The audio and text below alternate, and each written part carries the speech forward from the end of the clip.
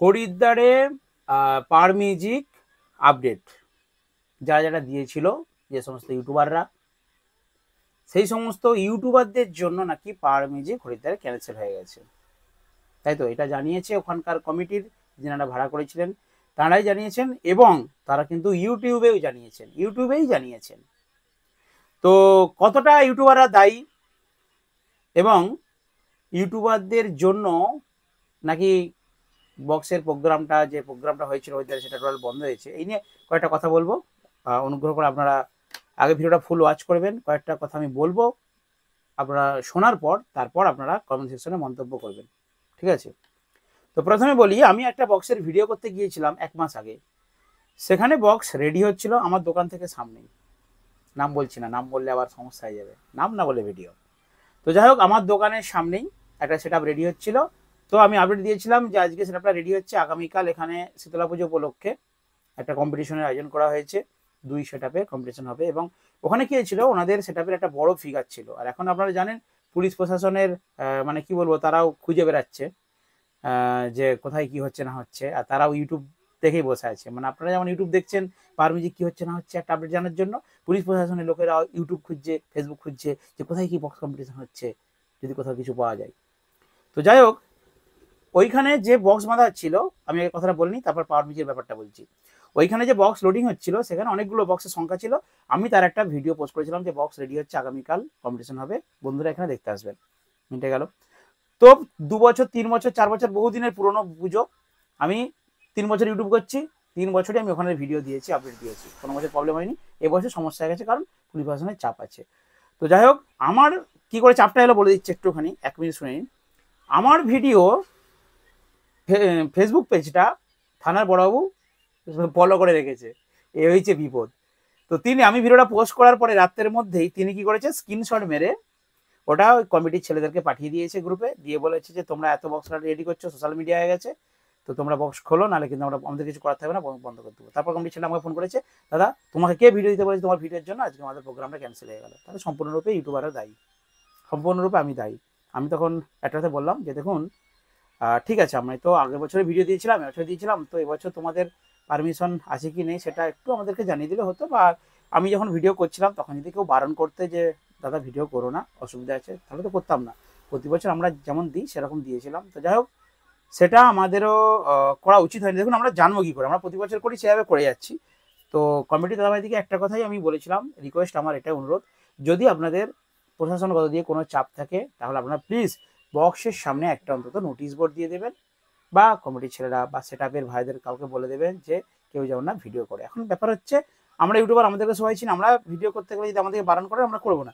কিন্তু কিছু কিছু ছেলেরা রয়েছে, মানে বস দেখতে যায়, গিয়ে তারা ফটো তুলে নেয়, ছোটো ভিডিও ক্লিপ করে নেয়, সেইগুলোকে তারা গ্রুপে দিয়ে দেয়, হোয়াটসঅ্যাপ গ্রুপে, ফেসবুক পেজে, তাদের বড় বড় প্রোফাইল আছে সেখানে, মানে অনেক ফলোয়ার আছে সেই সময় ছেলেদের, সেখানেও দিয়ে দেয়। এবং তার ফলে কি হয়, সেই ভিডিওগুলো কিন্তু ভাইরাল হয়ে যায়। শুধু যে ইউটিউবারদের ভিডিওগুলোই ভাইরাল হয় তেমনটা ব্যাপার নয়।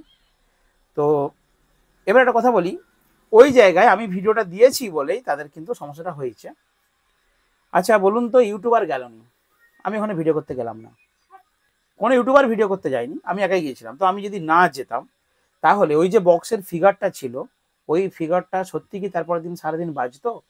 মানে আমি বলতে চাইছি, ইউটিউবার ছাড়া আর কি কেউ নেই পুলিশকে বা থানাতে খবরটা দেওয়ার জন্য?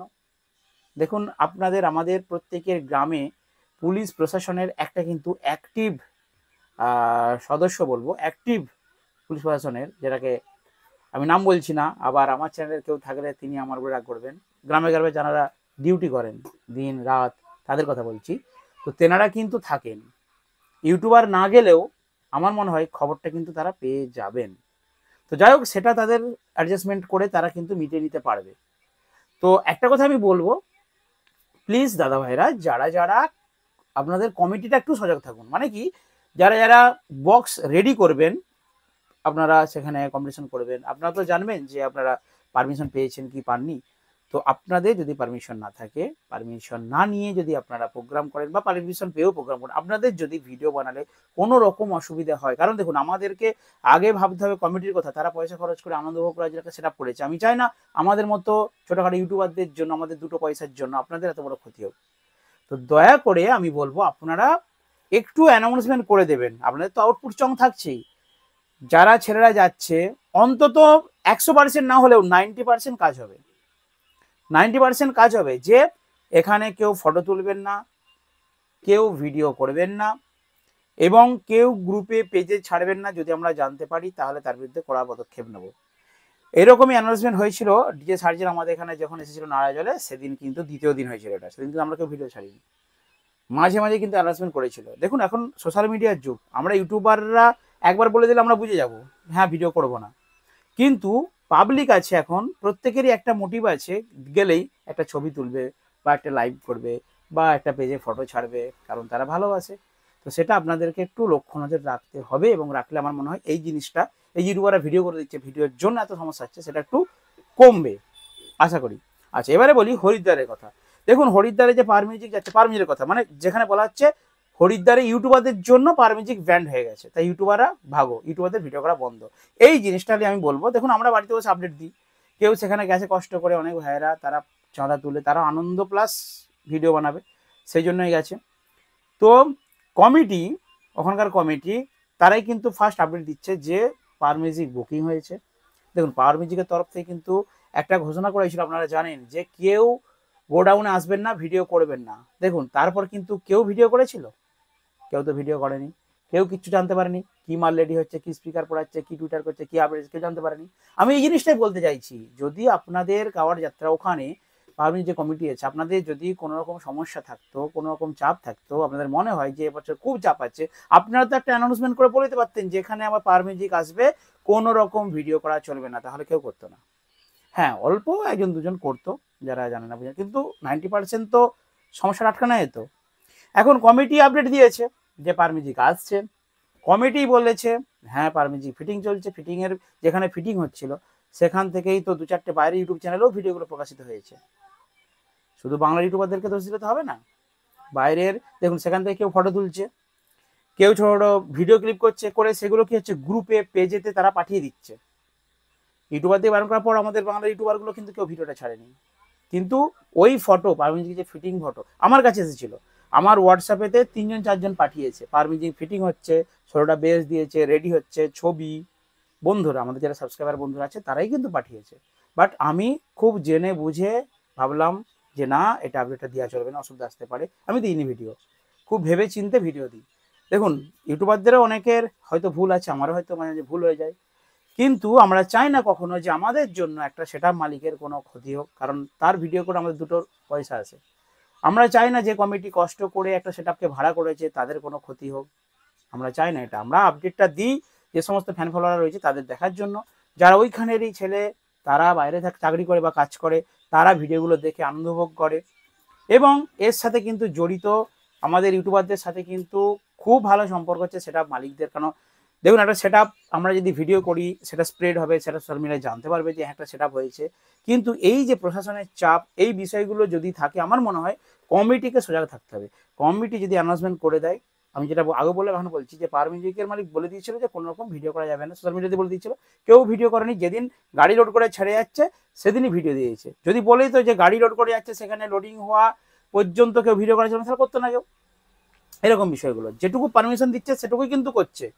এবারে ছোটোখাটো ইউটিউবার ভাইরা তারা জানে না বোঝে না, গ্রাউন্ডে নতুন কাজ করতে এসছে, একটু আধটু ভুল হবে, তো তাদের ভিউজ বেশি নেই, বেশি স্প্রেড হওয়ার ভয় নেই।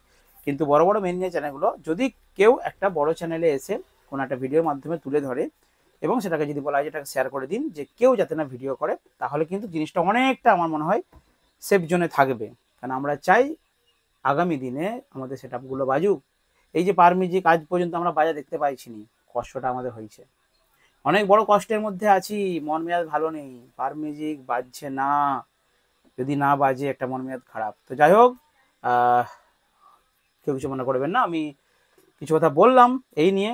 ইউটিউবারদেরকে দাদা পুরো দোষ দেবেন না, কারণ ওখানে যদি ইউটিউবার নাও থাকে অন্য কোনো কারণেও কিন্তু আপনাদের জিনিসটা স্প্রেড করতে পারে। আর ওখানে অ্যাকচুয়ালি ইউটিউবাররা বেশি ভিডিও করেনি, ওই ছবিটা পাবলিকই তুলেছে, তুলে স্প্রেড করে দিয়েছে। তো আপনারা একটু সজাগ থাকবেন, একটু অ্যানাউন্সমেন্ট করে দেবেন যেখানে কোনো ভিডিও ফটো শ্যুট করা যাবে না, কোনো ফটো তোলা চলবে না, একটু অ্যানাউন্স করে দিয়ে, কমিটি সেটা তো রয়েছে, একটু সজাগ থাকবেন, তাহলে অন্তত 90% মানে রোধ করা যাবে।